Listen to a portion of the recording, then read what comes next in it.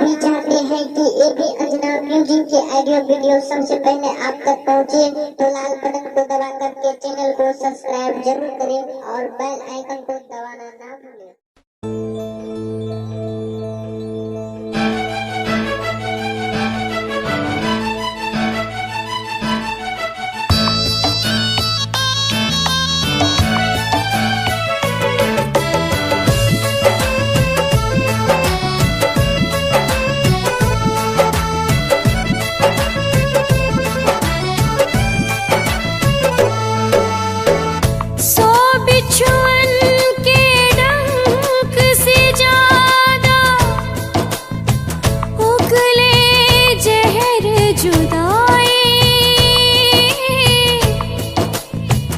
बिन महबूब के महबूब आप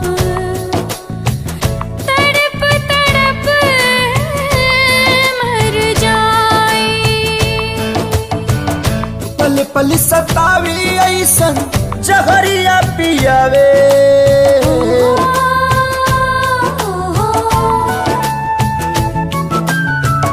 पल पल सतावी ऐसन जहरिया पियावे। जुदाई रे नहीं जियावे नाम आए, जुदाई रे नहीं जियावे नाम आवे।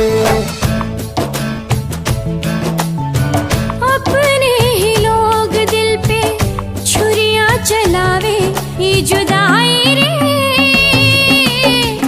ना तो जियावे नाम आवे। ये जुदाई रे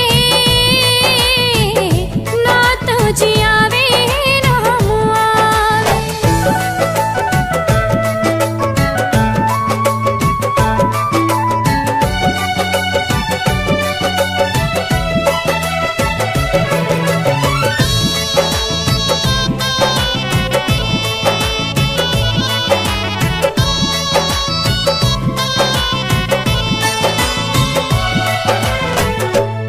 जाने के कर लागल टोना वाली आँख हो, जिनगी नात कोयला बनल नात बनल राख हो।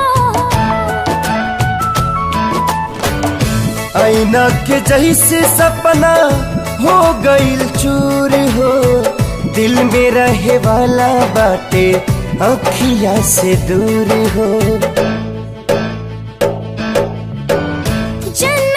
जिंदगी के जहनुम बनावे, जन्नत सा जिंदगी के जहनुम बनावे। जुदाई रे नहीं जियावे नाम आवे, जुदाई रे नहीं जियावे नाम आवे।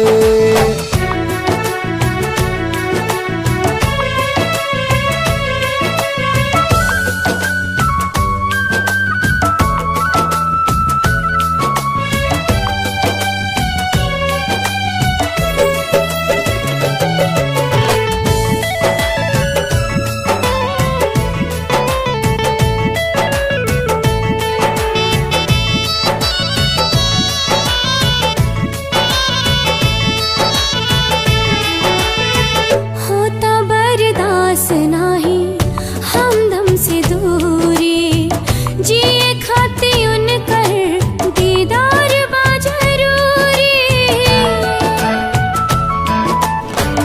एक बेरी मिलते तो कहती भगवान के, मोहब्बत के मतलब बताता इंसान के।